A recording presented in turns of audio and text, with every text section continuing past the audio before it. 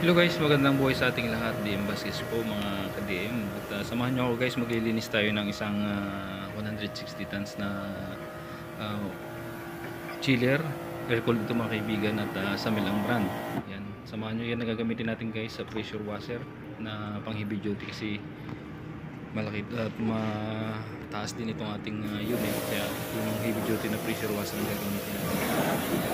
So kailangan lang sa mga bagong technician na maglinis ng ganitong siguraduhin natin na nakapatay yung ating main breaker. Yan, ito guys yung ating pinaka main breaker natin para sigurado na safe tayo. Ayan, tapos siyempre yung electrical components na pwedeng nabasa sa lahat ng parts dyan sa ating unit ay kailangan talaga na i-secure natin lahat na hindi mababasa. At pagkatapos nyo guys ay bubuksan din natin yung bahagi ng cover nitong nasa compressor. Yun guys, nakikita nyo sa baba na may box. Yan yung compressor, bali dalawang compressor nito at meron siyang 8 condenser fan. Yun yung coil guys. Hindi pa naman ganun kadumi pero ating nililinis na rin ito. Monthly natin nililinis itong ating chiller kasi gamit na gamit ito. Yan guys, nakikita mo yung alikabok. Dahil nandito tayo sa Saudi Arabia, so minsan yung sandstorm talagang higop na higop niya. Kaya kailangan talaga monthly ito malinis natin para hindi siya mag high pressure at hindi rin mahirapan yung ating unit. Ganyan lang guys yung pag-spray natin para matanggal yung mga dumi yan sa ating condenser unit. Kaya sa mga bagong technician ngayon lang naglilinis ng mga itong unit, yung ating mga bilin niya talaga yung ating main power supply dapat off at yung ating mga electrical components dito sa labas tulad ng mga solenoid valve natin, solenoid coil dapat hindi nababasa, saka yung ating mga terminal dito sa ating terminal wire dito sa ating compressor, yung mga electrical components niya sa ating compressor dapat siguraduhin natin na hindi mababasa kapag maglinis tayo ng ganitong lalo na ganitong mga malalaking unit.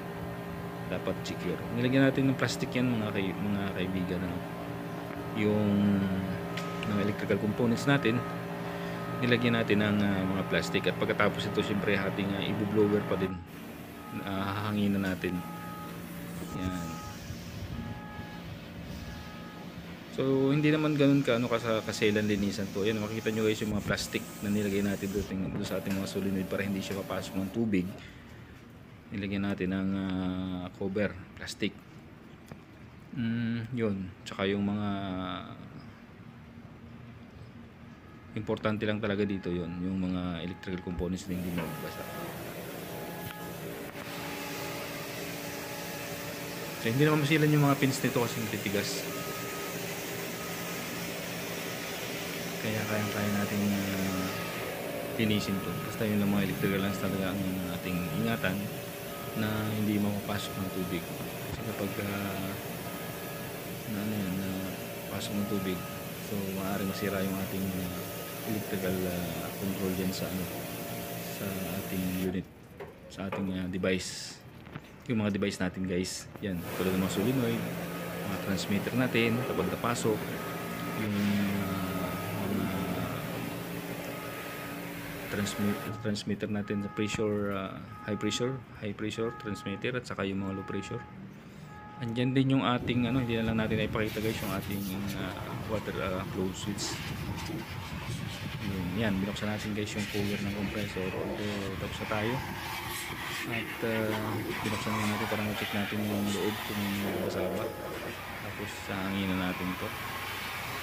Yan yung ating compressor. At ayun yung ating terminal box ng ating compressor. So mukhang naman wala namang nabasa, may mga tulo-tulo pero lampas siya. So pero ganun pa man, tutuyuin pa rin natin to para sigurado na bago natin paandarin ay tuyo siya.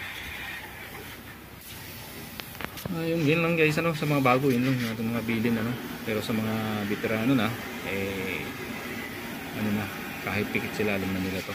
Maraming salamat nga pala guys sa mga patuloy na sumusuporta sa ating channel. Hindi tayo masyado makaka-upload. Ayun guys, tapos na yung ating nilinis na chiller unit sa mill. 160 tons, dalawang compressor, meron siyang 8 condenser fan, air cooled ang design nito mga kaibigan. At yan, paandarin na natin to dahil tuyo na yung yung ating mga electrical components yan.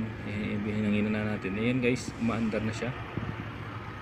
Umaandar na yung ating dalawang compressor at na-check natin yung yung mga pressure niyan. Okay naman. Yan, tinanggal na rin natin pala yung mga plastic kanina. Hindi na natin na ipakita.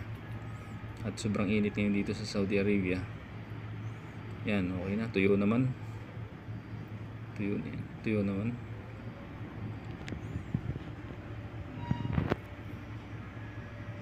Yan guys, ganun lang kadali sa mga bagong nag-aaral yan or mga bagong technician. Kung baka maka-encounter kayo ng ganitong kalaking unit sa paglilinis at first time nyo, sana makatulong tong ating video na to sa mga konting advice natin para maiwasan yung pagkasira ng ating unit. At siyempre kapag pinandar natin to guys, siguraduhin natin yung mga parameter, ma-check natin.